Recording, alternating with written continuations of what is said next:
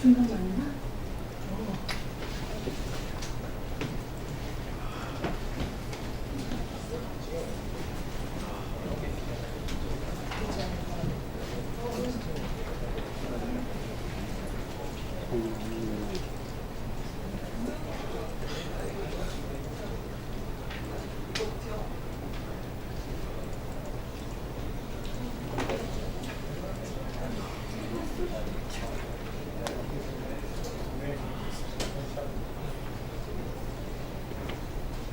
대한민국당 대변인 임지연입니다.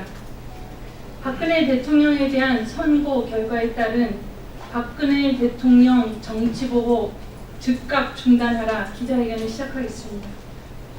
기자회견문 발표하겠습니다. 박근혜 대통령에 대한 살인적 정치보복 인신감금을 즉각 중단하라.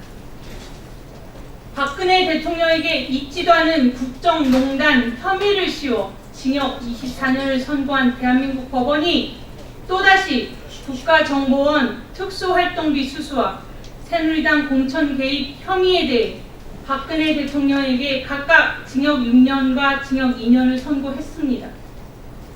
앞서 오전에는 서울고법 형사 4부는 박근혜 대통령에 대한 국정농단 사건 항소심 결심 공판에서 징역 30년을 구형했습니다. 이미 정권의 시녀 역할로 전락한 대한민국 검찰대로 법원은 법원대로 박근혜 대통령에 대해 불공평하고 치우친 판결을 내림으로써 대한민국의 검찰과 법원, 사법부는 더 이상 희망이 없는 곳이 되고 말았습니다. 과연 이 땅에 법치가 존재하는가? 대한민국 국민이 법을 신뢰하고 법을 따를 이유가 없어 보입니다. 오늘 검찰이 항소심에서 30년을 구형한 박근혜 대통령에 의한 국정농단의 실체가 과연 있습니까? 자유통일을 향한 정책, 개성공단 폐쇄, 통진당 해산, 참수작전 승인을 펼친 박근혜 대통령을 제거하고자 한 세력과 이에 합세한 가짜보수 배신자 세력이 힘을 더해 권력 찬탈, 반역 탄핵을 이루어냈습니다.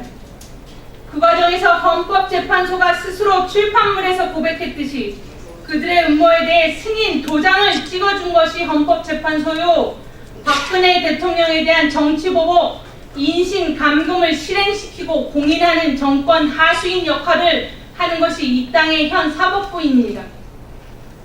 국정원 특수활동비는 역대 대통령들이 모두 받아온 통치 재정입니다.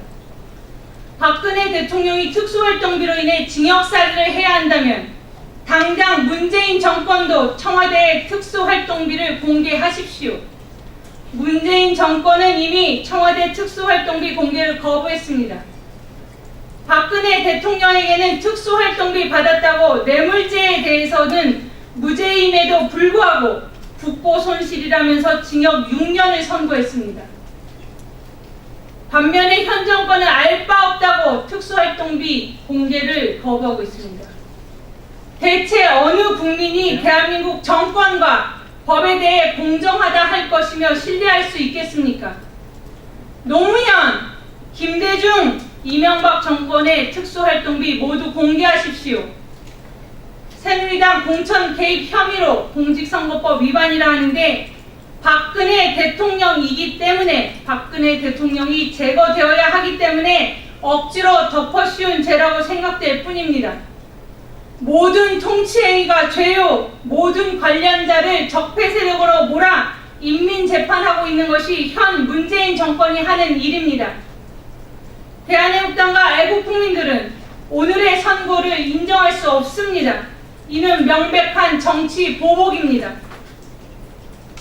박근혜 대통령의 탄핵은 철저히 음모로 인한 권력 찬탈이요, 박근혜 대통령은 죄가 없습니다. 무죄한 사람을 죄인으로 몰아 결국에는 인신감금, 감옥에 넣어버린 정권, 권력의 홍위병 노릇을 하고 있는 언론 세력, 가짜 보수 배신자 공범들, 이를 지켜보며 반신반의하면서도 모든 죄가 있겠지라며 무책임하게 방관하는 일부 국민들, 바로 이들이 모두 공범이요 죄인입니다. 진실과 정의가 무너진 나라에 희망은 없습니다. 인민재판, 언론 선동으로서 없는 죄를 만들어 무죄한 사람을 죄인으로 만들 수는 없는 것입니다. 대한애국당과 애국 국민들은 진실과 정의와 대한민국의 법치를 지켜내기 위해 오늘도 내일도 끝까지 투쟁할 것입니다. 박근혜라는 정치인, 지도자이기 때문만도 아니고 박근혜라는 한 사람, 한 인간의 인권이 이렇게 무참하게 짓밟히고 잔인하게 유린당하는 이 상황은 정상이 아닙니다. 대한민국이 국가로서 정상적으로 바로 서고 한 발자국이라도 전진하려면 무죄한 박근혜 대통령을 석방해야 구출해야 합니다. 박근혜 대통령 탄핵, 그분에 대한 정치보복과 인신감금은 이 나라의 현재 비정상 상태, 권력찬탈 반역 정권의 실상 자체입니다. 이를 바로잡고 대한민국을 바로 세우고자 대한애국당과 애국국민, 태극기 동지들은 승리의 끝까지 함께 투쟁합시다. 진실은 사라질 수 없고 끝내 승리합니다. 2018년 7월 20일 대한애국당 대표 조원진, 대한애국당 당원 일동이었습니다.